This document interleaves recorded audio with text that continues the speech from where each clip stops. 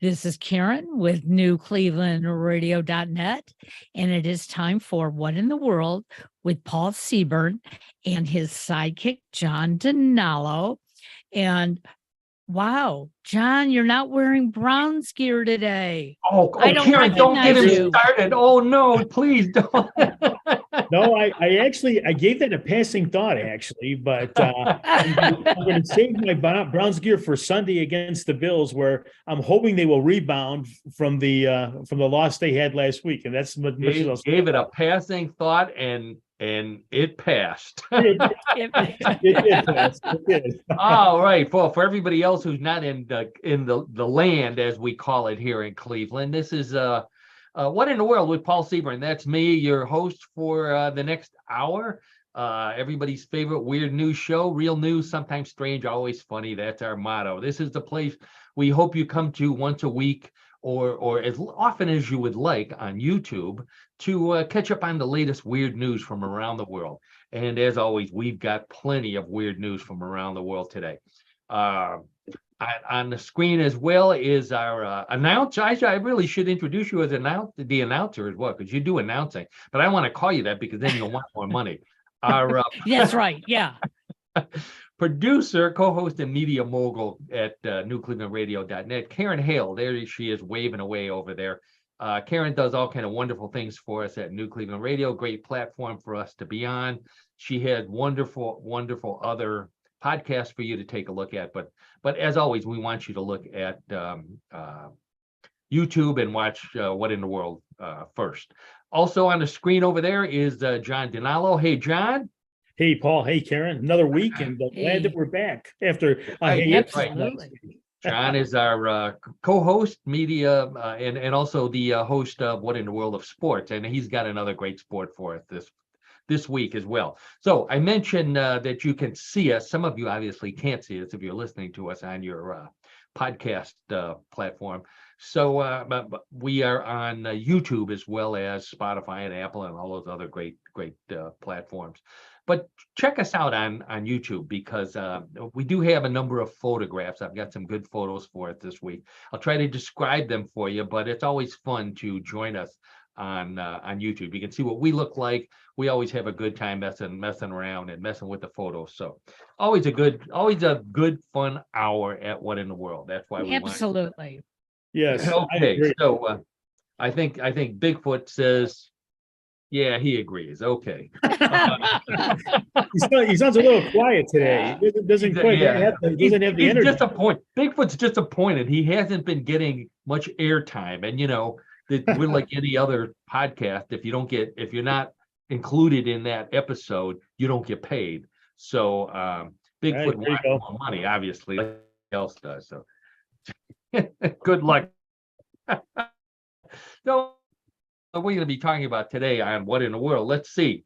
I've got John, this is for you. The best Loch Ness monster photo, according to the guy who keeps the repository in Scotland of all of the Loch Ness monster reports and photos. So this is, in his mind, the best one he's ever seen. I'm looking forward to that. That sounds good. There you go. All right. We're going to find out what turtles talk about. Something I'm sure you never thought about before. Now it won't be able to. Turtles talk? Turtles. Yeah. Oh, yeah. Oh, yeah. You didn't know that? Oh, wow. Ah, yes. We've got scandals in the world of professional cornhole. Again, John, another sports story for you. Another sports story.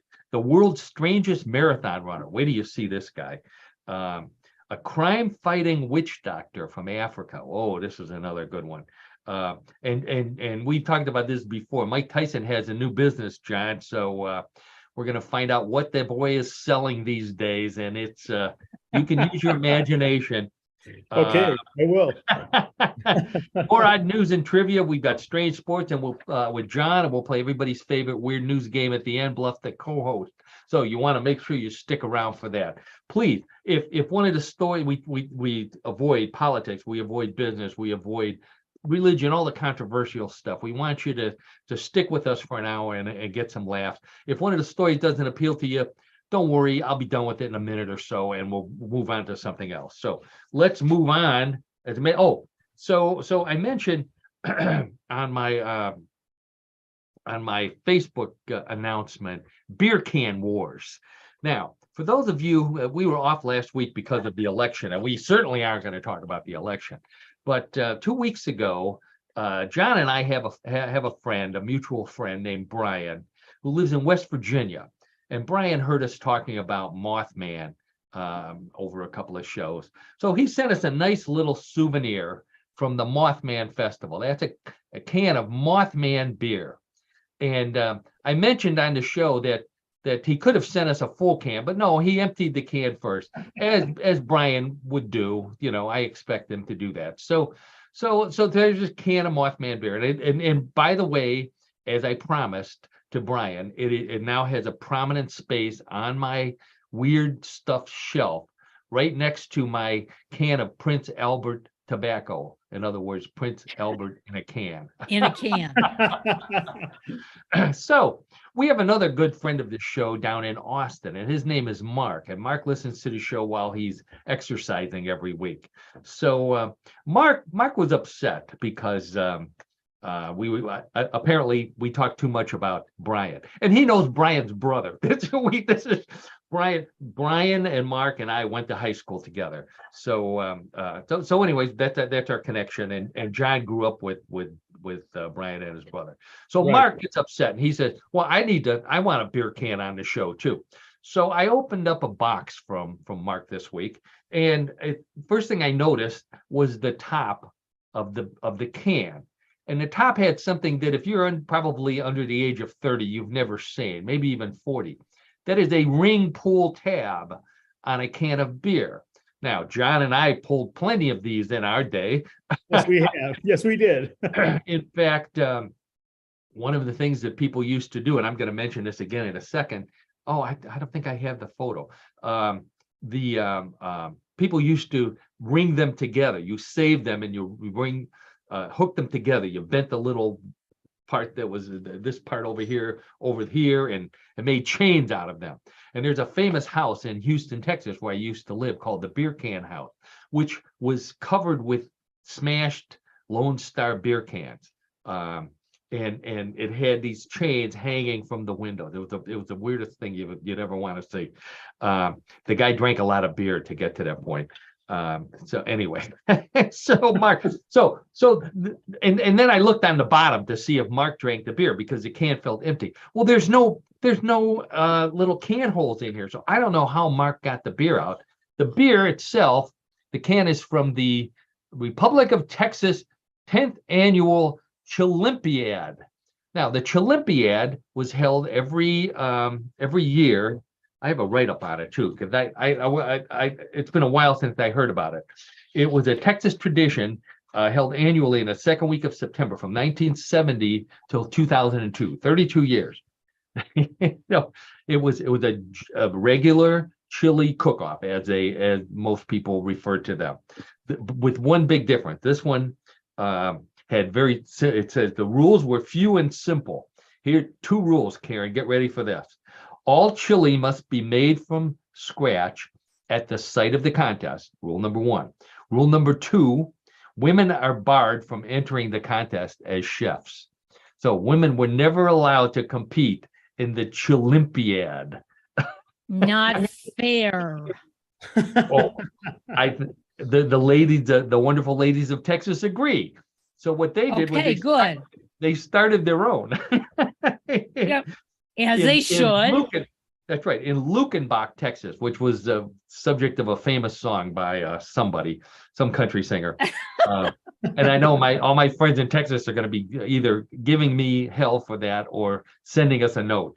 But the name of the Chili Olympiad in Luckenbach is the Hell Hath No Fury Like a Woman Scorned Chili Cook-Off. Oh, like it. And the rules were no myth. It's got a little bit of pizzazz to it. It's got a little bit of bite to it, so to speak. There you go. You go. That's right. So one more thing. So Mark told me that, this is a valuable can. So I looked it up on eBay, and this can is worth $6.99. So I plan to sell it on eBay because we need to make payroll this week. And yes, we do. Yes. That would be good. That would be good. John, John's ready for his pay.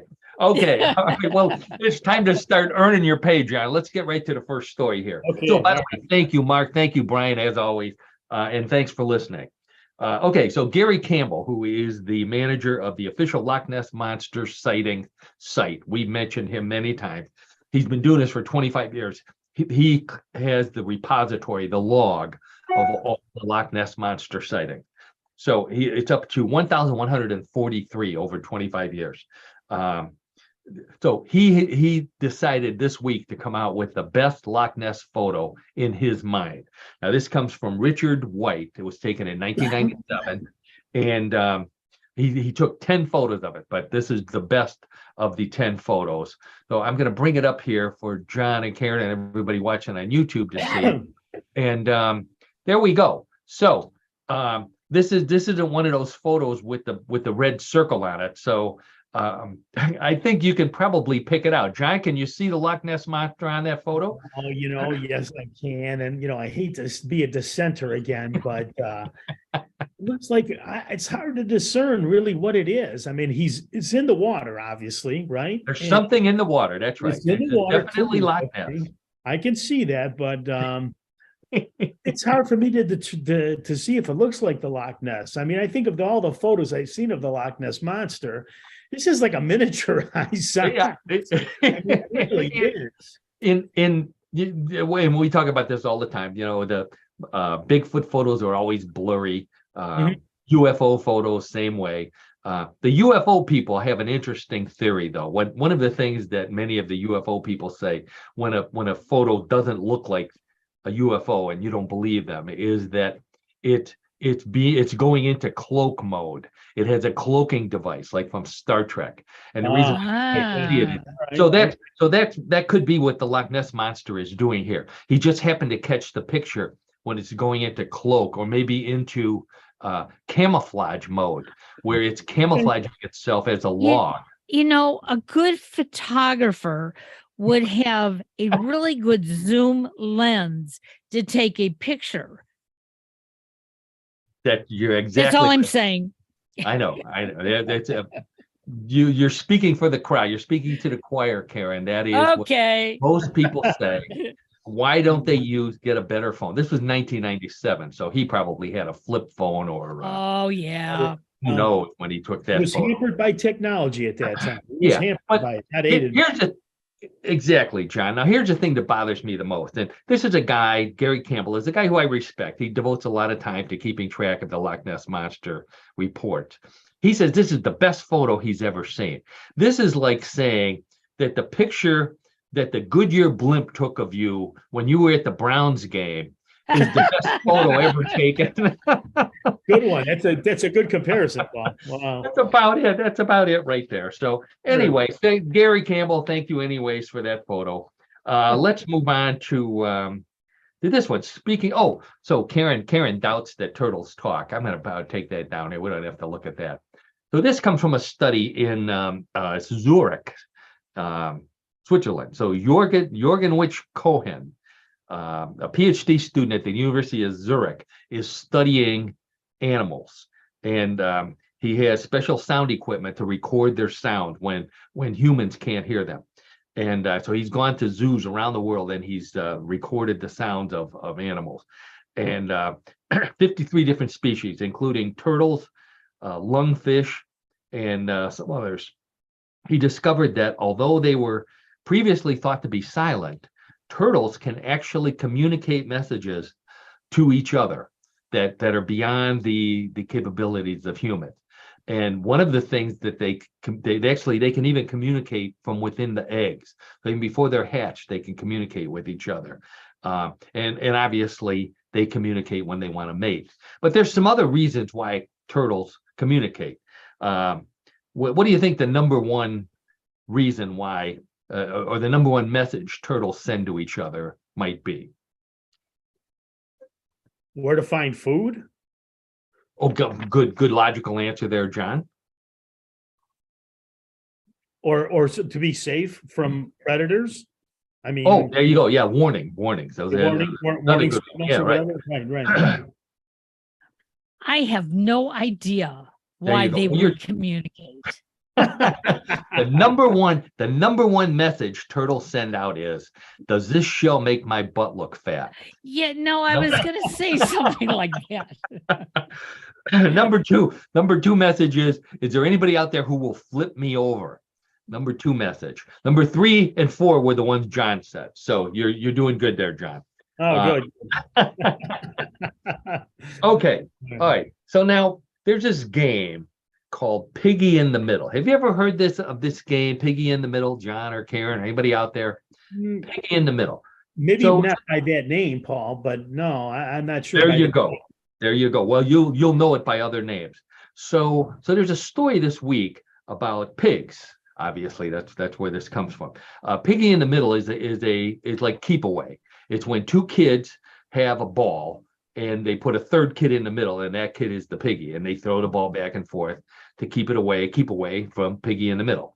So scientists in the University of Torino in Italy were studying pigs. And what they were studying was the fact that they noticed that pigs don't fight. You never see a pig with a black eye. And the reason why, have you ever think about it, John? I would say no. I would have to say no, Paul. I'm confident in saying that. No, not at all. All right. It turns out that pigs are able to resolve their conflicts in a very unique way. The way it is a third pig, kind of a mediator pig, gets in between the other two pigs and calms them down and until they're ready to separate. And then they shake hooves or whatever they shake and they walk away as friends. So the fight is ended. So this is also why you never see pig fighting on pay-per-view, because they don't fight. So the scientists were amazed at this, as was I. It's just like Karen with the turtles. I didn't know turtles talk. I didn't know pigs don't fight. I didn't know that the keep away was called Piggy in the Middle. And that's the part. It used to be called Monkey in the Middle. What? Oh, well, wait. Hold that thought. Okay. All right. Hold that thought. So I did some research, as I want to do, trivial research. And it is trivial research on Piggy in the Middle. So in America, it's called keep away. In Germany, it's mostly the UK countries that call it Piggy in the Middle. But which, by the way, John, if you remember, when we played baseball, when you threw grounders and stuff, we played pickle. There was a game called pickle. Well, Sure. and that's kind of where the piggy came from. So pickle in the Okay. middle, piggy in the middle. In Germany, keep away is called Dummer Hans, which means silly John. In Turkey, it's called rat in the middle. In Denmark, it's called butter blob. In the Netherlands, it's called monkey in the middle. So there you go, Karen. In the Netherlands, you would fit right about a game in the middle. Unless it was a guy, maybe. In Poland, it's called Silly John. Silly Johnny. Sorry, John, you're getting I'm really getting pelted today here. I really. You are in the middle of our Yeah, no kidding. Yep. photos here. In Egypt, it's called the indecisive dog. How does keep away translate to that? I don't know. And in Israel, the name translates to donkey in the middle. So anyway, now my good friend Simon down in Texas, I know he knows this. When I said Piggy in the Middle, the first thing he would think of is a song by the Ruddles. And I'm not even going to ask anybody if they remember. The Ruddles was a parody group on the Beatles that was created by Eric Idle from Monty Python back in the early 70s, mid 70s, I believe. Yeah, they were on Saturday. I remember the band, actually. I remember. Oh, okay. The Ruddles. So they did a parody movie similar to Help by the Beatles called All You Need Is Cash. And one of the songs they did was Piggy in the Middle, which was a parody of I Am a Walrus. But I wanted to show the album cover because I thought it was interesting. There's a nest monster again. There we go. So there's the, oops, we're not ready for her yet. So here, the album that they came up with was called the Tragical History Tour, and you'll recognize some of the songs, the parodies. The Fool I'm the Pill, Your Mother Should Go for Your Mother Should Know, I Am the Waitress instead of I Am a Walrus. There was another one, Denny Lane. I thought that was good, and my favorite, W.C. Fields Forever. That's a good one. It is that would be a favorite, Yeah. Paul. Yeah. So really a fun thing that Eric Idle put together. All right. So now this story, here's a sports story for you. This one comes out from South Africa. And this was the #1 story on my Facebook page this week. Woman in South Africa broke a Guinness World Record when she bungee jumped 23 times in a single hour. 23 times. She broke the record. The record was 16 times, 23 times. And she told the reporters that she could have kept on going, but she finally got a message from her doctor who said, stop, all you need is a laxative. No. Yeah. And there she is. Believe it or not, though, so there's this lady, fairly normal looking, but she got a buck up her behind, as they say, that she wanted to get a record, and that's the record she picked. Yeah. Bungee jumping, most times bungee jumping in an hour. I'm guessing that the majority of the hour was spent getting back up to the top, not the descent. So I don't know if we've ever talked about this on the show, a little more Trivial Pursuit here. The origin of bungee jumping.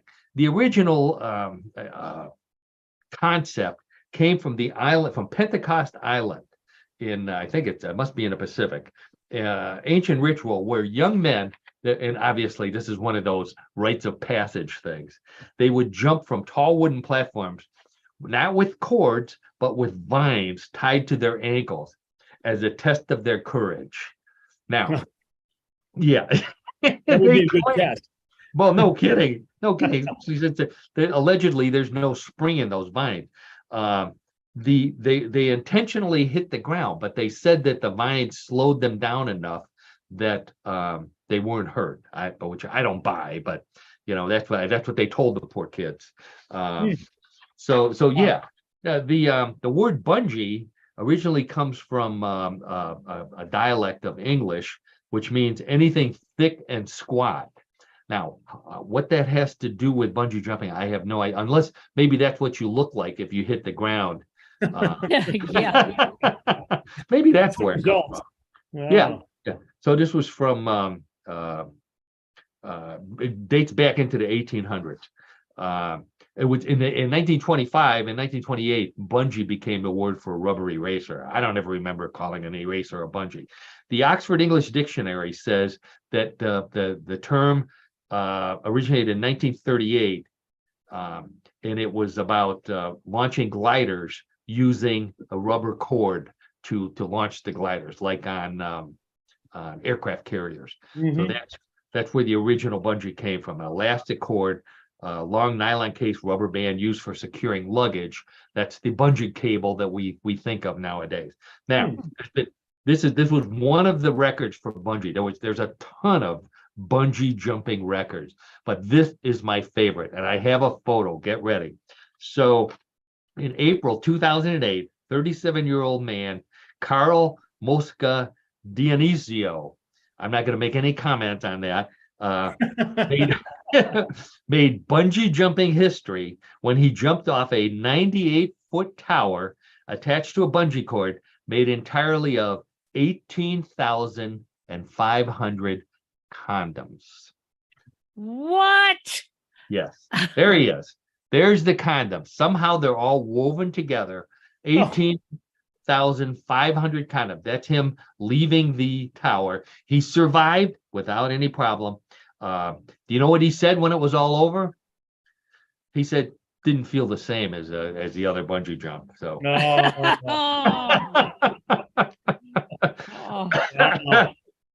Paul, that is a very, very unique individual doing that. Oh, you better believe it, John. Wow. The other unique individual in this is the person who thought up the idea of weaving 18,000 condoms together. And the third unique individual was the person who had to do all the weaving. Yeah. Oh, no Because kidding. he or she would have been blamed if this guy ended up being an actual squat bungee at the bottom of the at the bottom of the tower. All right, so this is another one from Facebook this week. Bearded men gathered at the Gaslight Social Bar in Casper, Wyoming, where they stood side by side and clipped their beards together. Now, I'll let you think for a second what you think they might be doing. They were actually there to create a hairy chain that was measured at 150 feet long, which meant they also set a Guinness World Record for the world's longest beard chain. And there's a photo of I three never of knew them. there was such a thing as God. this. I never Yeah. knew there was anything like this. Wow.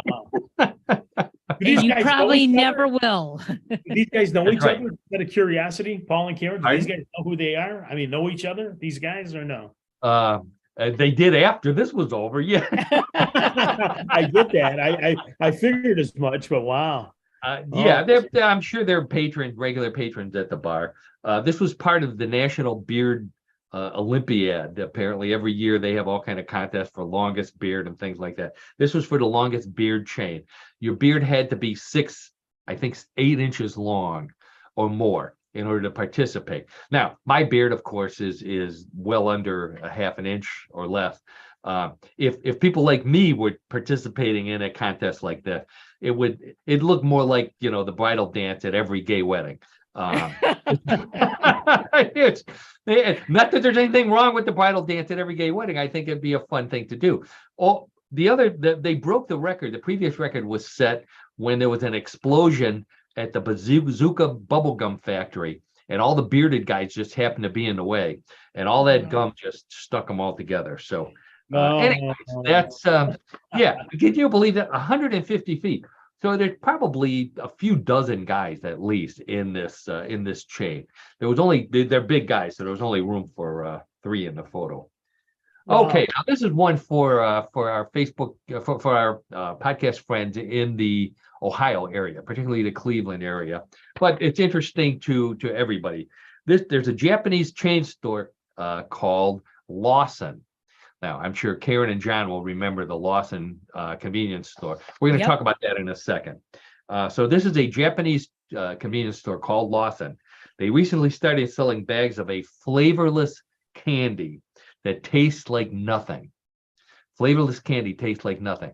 I couldn't pronounce the Japanese word for it, but I found the translation. And the translation for a candy that tastes like nothing is Seinfeld. I don't have a pic. I have a picture of the store because that's, I'm sure, what everybody's more interested in. Oh yeah, right. The Cleveland area. This Wow. is so that is the Lawson logo that John and I grew up in Cleveland. Karen grew up in Detroit, but you've lived in Cleveland long enough that Oh, you know yeah. what the Lawson Yeah. store is. There was a Lawson store right across the main street that we lived off of. Right across the street from that was the Lawson store that Sure. we've been in many times. Oh yeah. Anytime. That's right. For the two things that everybody got there were chip dip and chip chop ham. That is But correct. you That is ask true. anybody about Lawson's and their memory, but one of the memories will be like John. There was one in the corner of my street, and they'll always say, "Oh yeah, we used to get our chip dip there and our chip chop ham for our sandwich, our lunches." That's So, right. Yeah, which so I mean, first let's talk about the flavorless candy. What the first thing that reminded me of is the bowl of candy my grandmother used to have. That used to put out the hard candy with no wrappers, and it was sitting in that bowl for decades, and you finally would take a piece and it was flavorless, or worse. But you did it anyways because grandma said so. So what the reason why they made flavorless candy is because some people like to have a hard time salivating. That's what they said. So in order to make money, always thinking, they came up with this flavorless candy that you just put in your mouth and it would melt and provide saliva, which I'm thinking, and they're probably charging 4 or 5 yen or $10 or so, whatever it is for this little bag of candy. You can suck on a penny if you want, and Oh, or a yen, Really? whatever the coin is. have the same, or a button. Okay, how's that? Is that better, Karen? A button? No, I like the Stuck on a candy button. better.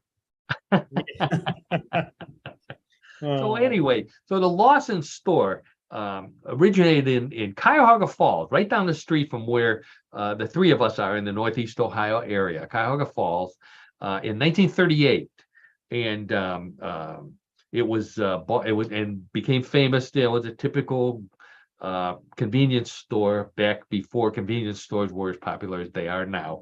It was bought out in 1959 by Consolidated Food, the national chain that brought them to Japan in 1974. And although Lawson finally closed in the Cleveland area in 1985, I think, it continues to this day in Japan. And to show you what a great store it was, it is the number 3 convenience chain in Japan to this Wow. day, behind 7-Eleven and Family Mart, which is a Japanese chain. So they're very, very popular. I've talked to people, another friend of the show, Ron, I see he's in Florida now. He sent me photos when he was in Japan of Lawson stores. He says they're very, very popular over there. Believe it or not, there are 2 Lawson stores still in the United States, and they're in Hawaii. The Japanese chain is slowly working its way back into the U.S. market. So they're starting with Hawaii. That's the first place that they're penetrating with the stores. Yeah, and so they were opened in 2012, and they're planning 10 years later. They're still talking about expanding in the U.S. in the mainland, as we call it here. So John, I can see your mouth watering there thinking about chip chop ham and chip dip. listen, if I was in a proximity of a Lawson store, I would definitely go in. Okay, definitely go I'll in. tell you what, here's the other story that everybody says about Lawson, and that is that my dad used to send me there with a note to buy cigarettes for him. And that was Yep. I know my cousins always said that. they had a Lawson at the corner of their street. And the clerks and the managers all knew them. And people would come in with their note and they'd walk out with a pack or a carton or whatever it was that their dad wanted. Oh, that's funny. Yeah, there you go, Lawson. All right, so one of the, John has pet peeves about photos of the Loch Ness Monster and Bigfoot. My pet peeve is fake time travelers. And for some reason, there's been a spate of them in the news lately. And here's another one for you. So this is a time traveler of the type that goes back in time, not comes forward, comes back to us from a future time. But this is people who go back in time and have photos taken of them holding up something that lets you know they're from the future. Now, lately we've had people holding up cell phones, and that's what this one is. So this photo was taken in 1977. Now, I'm not going to ask you to guess, but I'll give you a hint. These are girls or young ladies, I say, looking at someone, and they're waving their hands, and they look ecstatic. So could you guess who that might be in 1977 that they're looking so lovingly at? In what year? 1977. Oh, I'm going to say, go ahead, Karen. Go ahead. maybe like the Beatles or something. Too late for the Beatles, but good guess. Oh, I'm going to say John Travolta. John Travolta. I don't know if John Travolta ever did any concerts. This is actually women at an Elvis concert. The last really?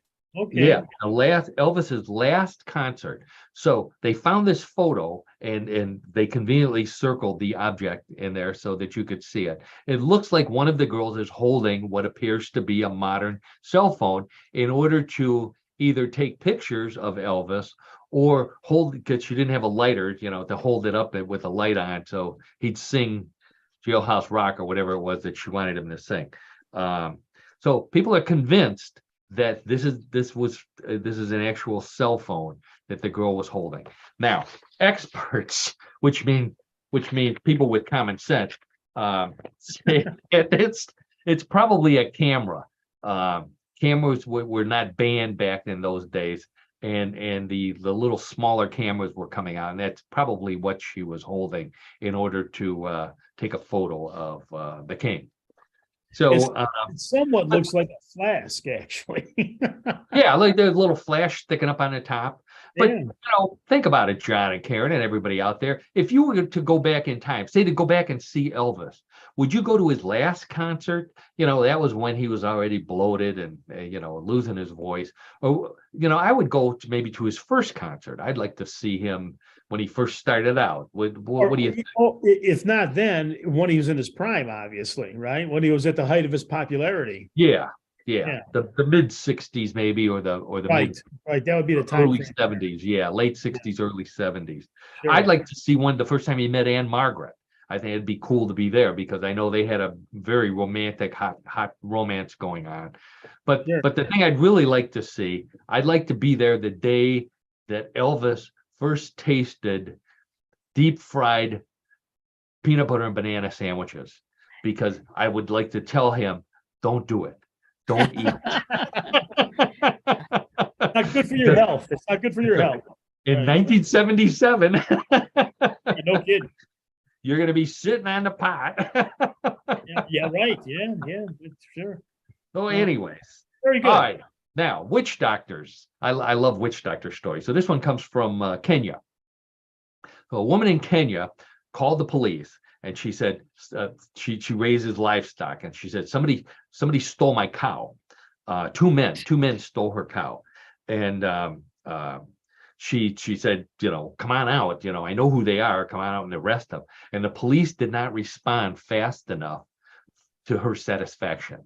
So she called a witch doctor, and the witch doctor, you know, you pay the witch doctor's right on it. The witch doctor cast a spell on the two guys and caused them to such pain that they immediately ran to the police station and turned themselves in. Now, this is how the witch doctor caused them pain. There's a photo. So this is one of the thieves, and his hands are covered with bees. Oh. Yeah. Wow. Now there's a couple other photos that I wasn't allowed to copy, that where they showed he actually had handcuffs on, and the other guy was carrying one of the goats that they also stole back to the police station to turn them in.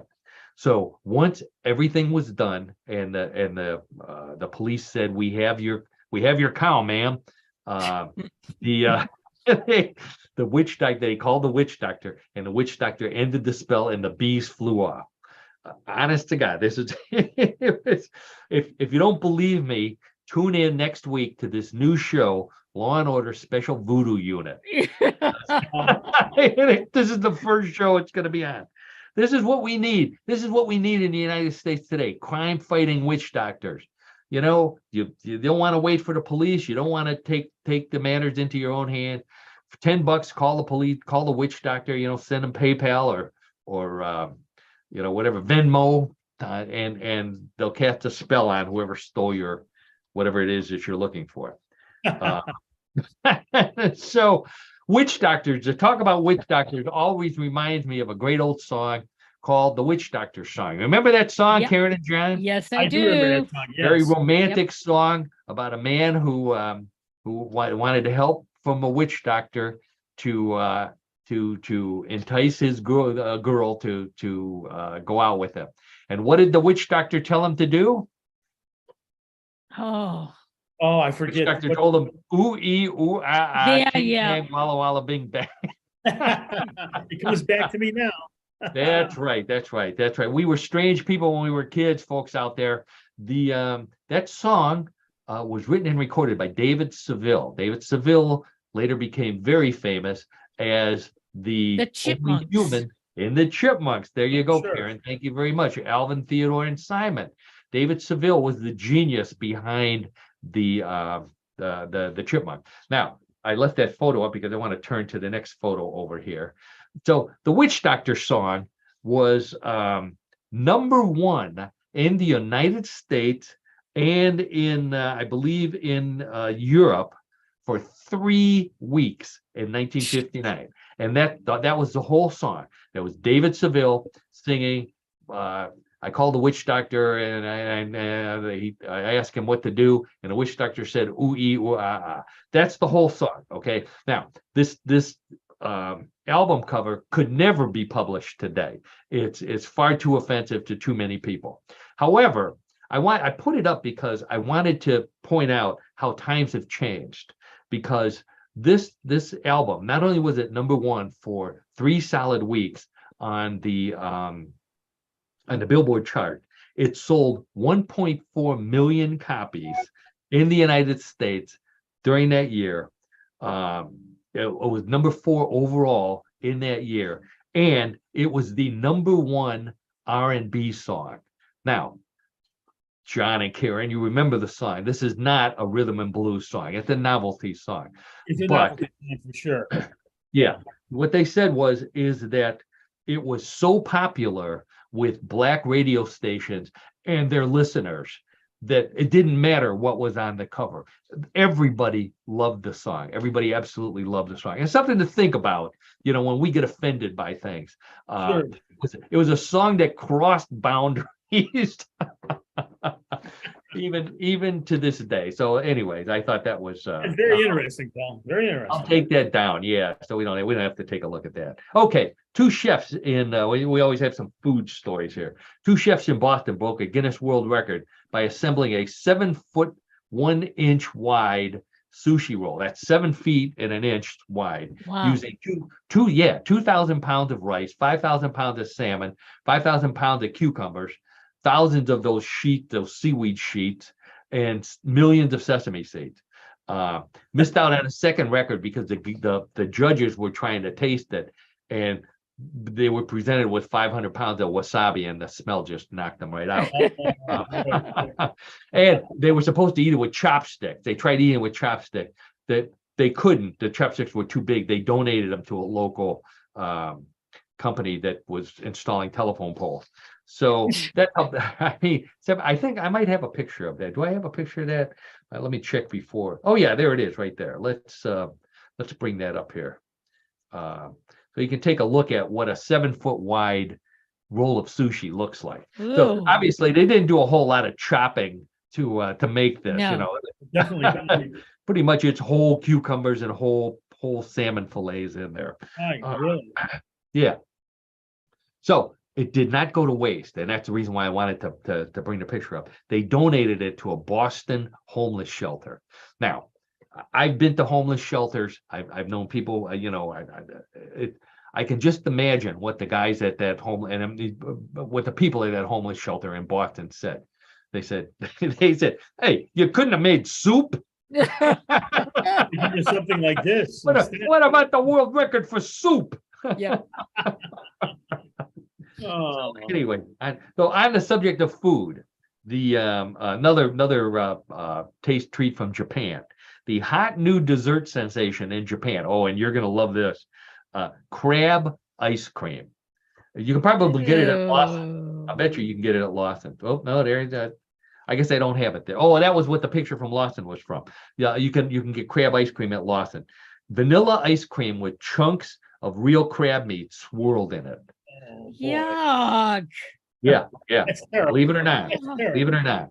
So what is that? This sounds like something that a single guy would make. Partly because single guys only have a limited number of things in their refrigerator: beer, ice cream, and single guys are the only people who can afford crab meat these days. So that's, you're hungry. What do I got? Open up a beer. Open up one of your Mothman beers or Lone Star, and mix up some crab and vanilla ice cream. I want to do one more. Let's see. This is for you, John, and also for a friend of the show, Tim, who's in Brecksville, as a matter of fact, where I'm broadcasting from. World of Professional Cornhole, and we've talked about professional cornhole on the show before. Yes, The yeah. professional cornhole world was rocked last week by a scandal so big it made it into the Wall Street Journal. The American Cornhole League World Championships in South Carolina had to disqualify one of the teams because they were using cornhole bags that were lighter than regulation. Shocking. They got caught, incidentally, John, by the Houston team, which was stealing signs from the other teams. Ah, I noticed the country. something odd. Yeah, It's something odd in that part of Texas. Wow. that's right. Wall Street Journal called this perhaps the greatest controversy in the sport's history. And it's had many controversies, which I didn't realize. Cheating apparently is rampant in this sport. They called it Baggate, and it's big sport, $15,000 first prize. A good cornhole player can make up to $250,000 a year. So there's a lot of money riding on this. So our friend of the show, Tim, saw the post on Facebook, and he asked for some tips because I guess he's not doing too well in his cornhole tournament at the local tailgating parties. So what they say is the fabric bags used to be filled with corn, hence the name. Now they're filled with resin pellets. And flatter, thinner bags give the players an edge. So what some people do is they boil the bags, they put them in the washer and the dryer, they run water over them, they soak them in vinegar or fabric softener, and then they run over them with their car. That's a lot of work. Process. Wow. A lot of work. But then again, John and Karen and everybody out there, $250,000 a year. Maybe it might be enough incentive there. Yeah. Sure. Wow. All right. I want to mention the 50-year-old man. This is the guy with the marathon. Oh, and we'll talk about Mike Tyson too. So this is another one from Japan. So people don't know what this guy's name is, but they call him Uncle Kem, and he is well known in the marathoning circles in Japan. Now, why is he well known? I'll show you a picture of him. He is a good marathoner who smokes cigarettes while he's running. There he is. Oh my God. Yes, lighting up. He may be vaping, I'm not sure, but he's lighting up and smoking while he's running in a marathon. Now, does it affect him? He ran this particular marathon in 3 hours, 28 minutes, and 45 seconds. He was 415th out of thousands of runners. So wow. That's why, yeah. So it obviously doesn't bother him. Do you remember Frank Shorter? Yes. Yes. World record right, gold. He was a miler, wasn't he? He was a long distance runner. Yeah, he was the gold who won the gold medal in the Munich Olympic, 1972. Yeah. This is Frank Shorter lifespan here. All right, so on the subject of sports, and we'll get into what in the world of sports with John in a second here. Mike Tyson and Evander Holyfield are actually becoming business partners. Now, real quickly, they fought in a couple of big fights, and Mike Tyson tried to win by biting Evander Holyfield's ear off. And if I remember correctly, John, he did bite a portion of it off. Yeah, that was a nationally televised boxing match. Yeah, and, it was really. So they hated each other for years. Now they are business partners. According to Fox News, so we got to believe it. They're coming out with called Ears. Holy Ears are THC laced gummies in the shape of Evander Holyfield's ear. That's right. Only in America. Only in America. THC and THC infused edibles shaped like ears. Launches in November, so they should be out now through Tyson 2.0, which is Mike Tyson's cannabis company. The only thing I can say is I hope this doesn't give Lorena Bobbitt an idea. Oh, that's right. I'm not even going to. Oh, that's bad. If you don't know who Lorena Bobbitt is, Google it. Yeah. I don't think you have to explain that to the audience. I'm not even going to try, John. It's a family show here, so there you go. It is a family show. Holy Ears from Evander Holyfield. All right. So a couple of sports stories. We don't normally do that, to have sports stories to ease into what in the world of sports with John DiNallo. Now, I've known John for a long, long time. We went to college together, and John has always impressed me as with his sports knowledge. He is the quintessential fan, and he knows his trivia. So I ask John every week, John, come up with a weird sports that we can use on the show. And John never ceases to amaze us. He always comes up with another weird sport. So I've got some photos that I want to set up for John. So while I'm setting up the photos, why don't you explain to us what our sport for this week is? I will, Paul and Karen, and here we are, audience. So the sport this week, it is pronounced foaling. Bowling. Okay. It's being spelled Foeling, but it is actually spelled Fowling. Oh, which should be pronounced fouling, but you say it's foaling. Right. Why would it be called foaling? That's the pronunciation that was given. It's a hybrid sport. You paid when I go to rehearsal. I can do your setups. So why is it called foaling, John? Well, and here's a point. There was an aside. It has nothing to do with like baby horses or chickens or turkeys or other fowl. Foals or fouls? Oh yeah, right. Sure. But it's actually a hybrid game that combines, you ready for this? The equipment of American football and the world popular sport of bowling. And so the sport is combined into one sport with a similar game layout to horseshoes and cornhole. Let me explain.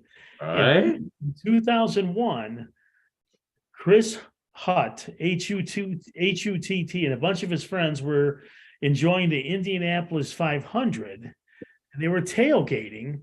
And what they did was they created this sport where they said, wouldn't it be a great idea if we could take a football and try to knock down bowling pins with it? So there was beer involved, right? Beer involved, yeah. Well, they were tailgating. Oh, they were tailgating. That's right. Of I don't course. think they're drinking soft drinks. Okay. So anyway, the object of fouling is for the teams to be the first to knock down all their opponent's pins by throwing, and get this, it must be a regulation football, either a college regulation football or professional regulation football. And the ball is thrown, as you can see, at 10 regulation bowling pins positioned in the traditional triangular bowling layout on a wooden platform. That's a very, very informative picture there, Paul, that you have. Now, to make I was amazed at this picture here. Look at how many there has to be like a dozen and a half. Oh yeah, sure. Platforms here. So 20, 30, 40 people could be foaling at this particular emporium. Karen, this is for you. So to make sure that players follow the regulations, there is the American Foaling Association, or the AFA, which has established strict rules and guidelines for sanctioned tournament play. Wow. Now, foaling is played one-on-one in teams of two or doubles play, where teams stand on opposite ends, and the ends are called, you guessed it, lanes. Similar to football, the game starts with a coin toss where the winner chooses whether to foal first or let the other team foal first.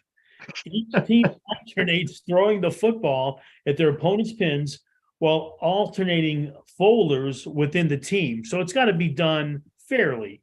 There cannot be any ringers put in, so to speak. Now, Okay. each player has 20 seconds to throw, starting from their intention on throwing the football. So when a person stands, and before they even throw the football, or they're standing near, okay, they have 20 seconds to eventually deliver the football. Okay.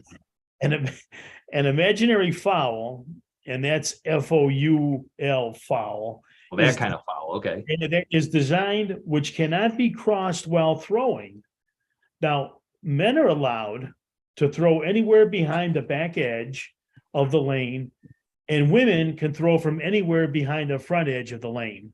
Oh, So- like a women's tee. in Well, golf. yeah, right. Now, Oh, because and footballs are so heavy that and it's so No. fun.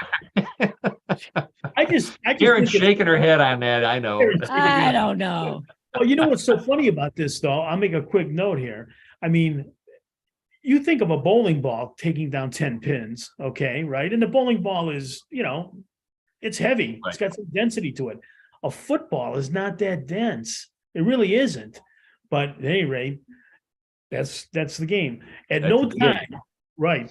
At no time are players allowed to interfere with the throwing of the football or its flight. So you stand at the line, or if you're a lady, you move to where you want to deliver the football, and that's what you do. Now, like bowling, each match is broken down into frames, and in match play, one frame is completed when all pins are knocked down on either lane.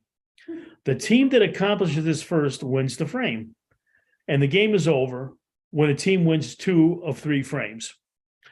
In the case of a tie, both teams place one pin anywhere on the folding lane, for their opponents to throw at.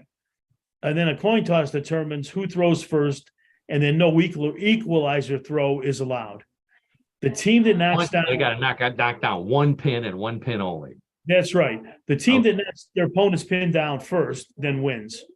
Now, in closing, if you live in Ohio, there is a folding emporium in Cincinnati, Ohio. And Wow. it's aptly named the Folding Warehouse.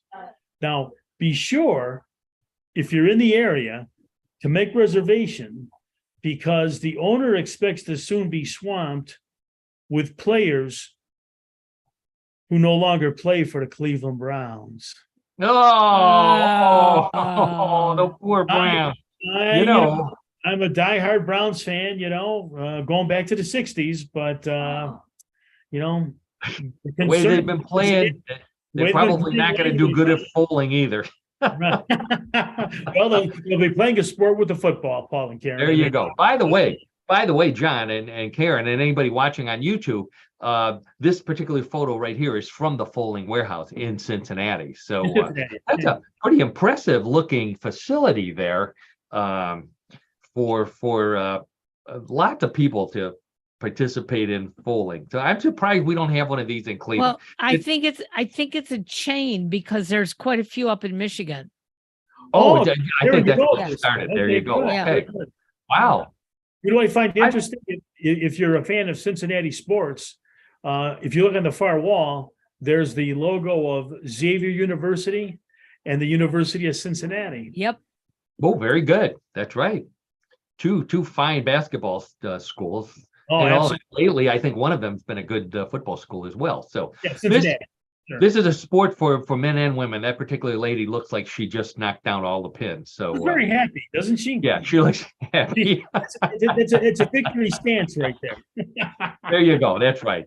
So, well, again, a wonderful and unusual sport there, John. Folding, the combination of football and bowling. Now,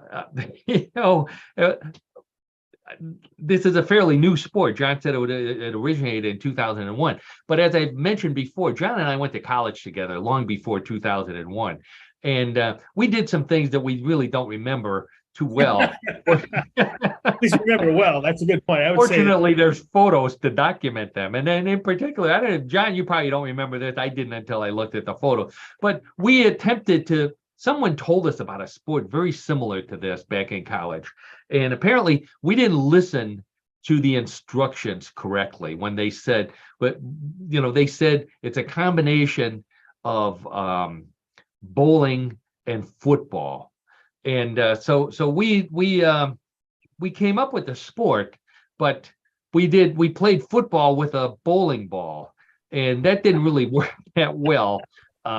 So we went to a bowling alley and we attempted to throw footballs down the lane and knock pins down.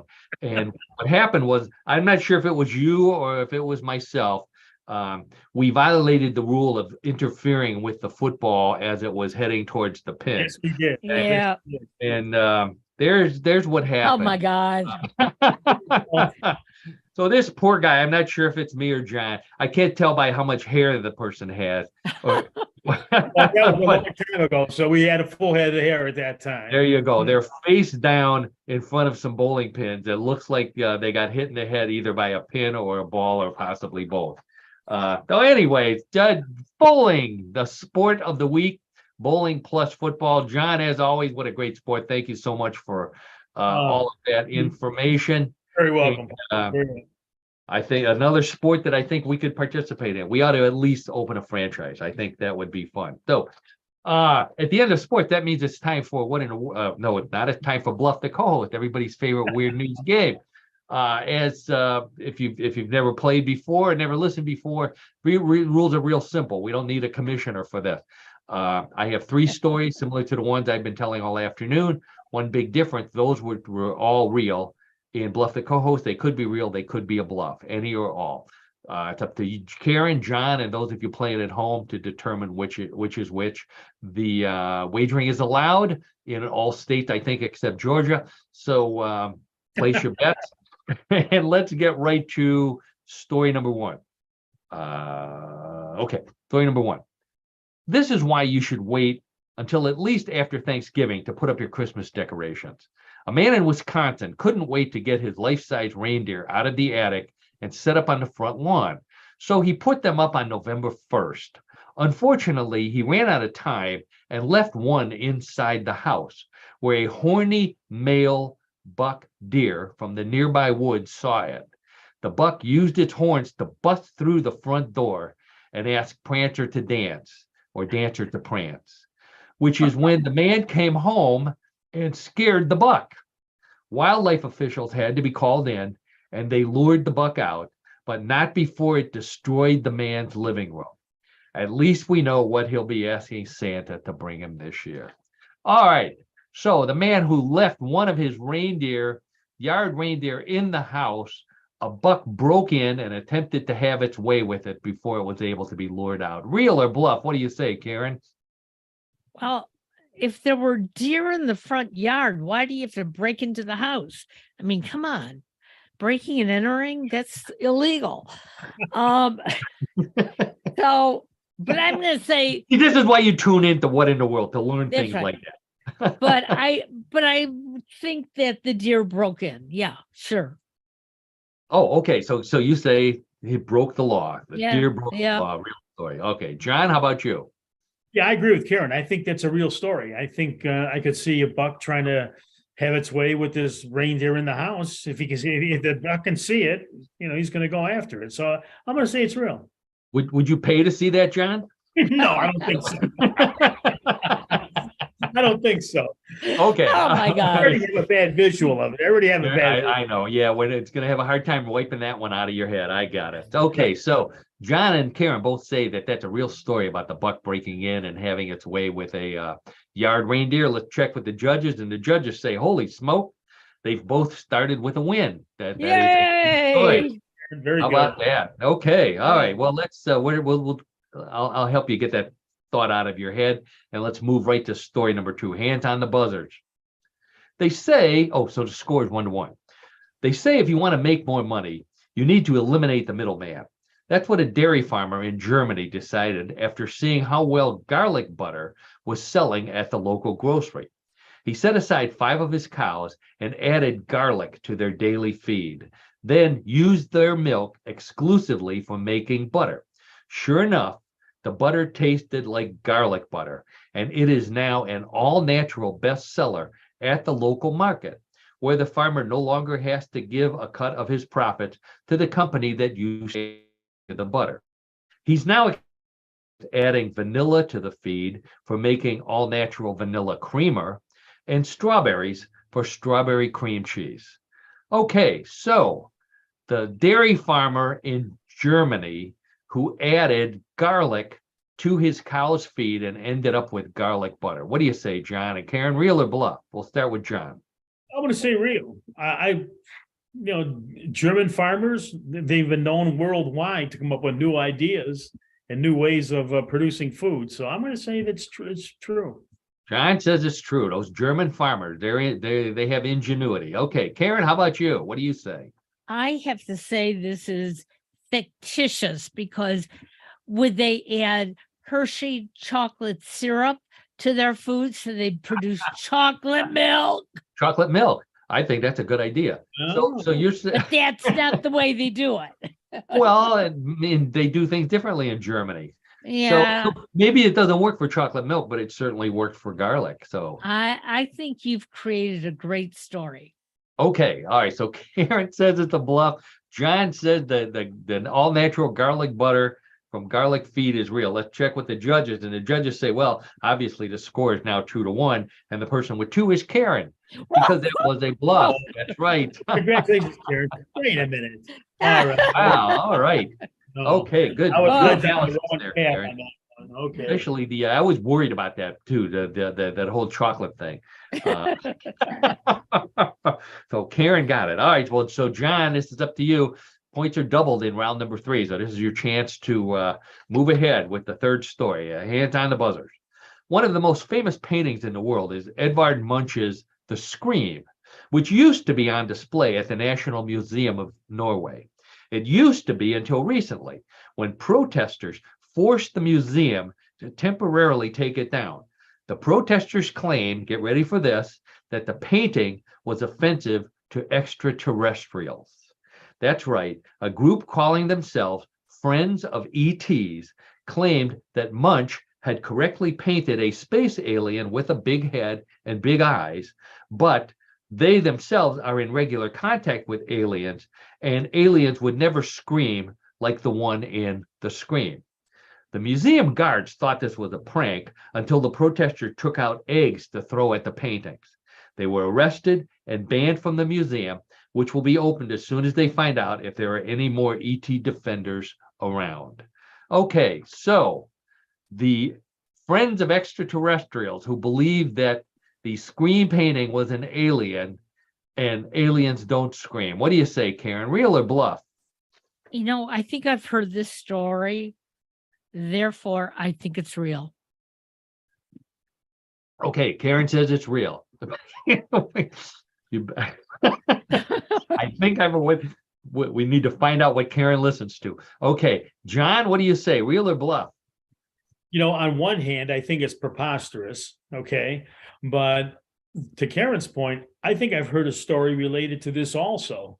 And I think ultimately there are a group of people that exist that believe that they interact with aliens. So I'm going to say it's true. Okay. Wow. All right. So John and Karen both say that there is a group called the Friends of ETs that protested Edvard Munch's The Scream. Let's check with the judges. And the judges say the score is still 2-1 because that's a bluff. There's no such thing. Really? No such thing. No, sorry about sources, that. Man. We have to check our sources. Yeah. Yeah, I thought the great, Paul Seaburn wrote about this on his Facebook page, but I guess I'm wrong. Oh, I have written stories about The Scream, but well, and to that same point, if I may offer, there was that picture or that a painting of The Scream has been in the news within the last 2 months. It's true. been Yes. Yeah, there was a story related to that, but obviously not to this, but was something. That wily writer that this show uses. Well, yeah, Assume right. that you may have seen that photo and made that false connection in your mind. And as a result, John is depressed for another week. Yeah, I'm still trying to get rid of the reindeer visual. All right, so that means the round ends 2-1. Karen's the victor for this week. John will be studying hard next Thank you. And I'll be studying this week for sure to make sure that I can make up for my faulty performance. All the people that lost money betting on you, John, they're going to be upset. No beer cans for you this week.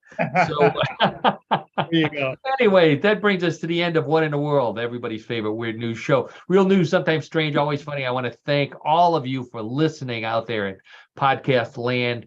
on whatever you're listening to us to, or if you're watching us on YouTube. Thank you so much for tuning in every week, or this week. Please, if you just tuned in this week, tune in this week and every week. Like us, follow us, do all those things so we know you're out there.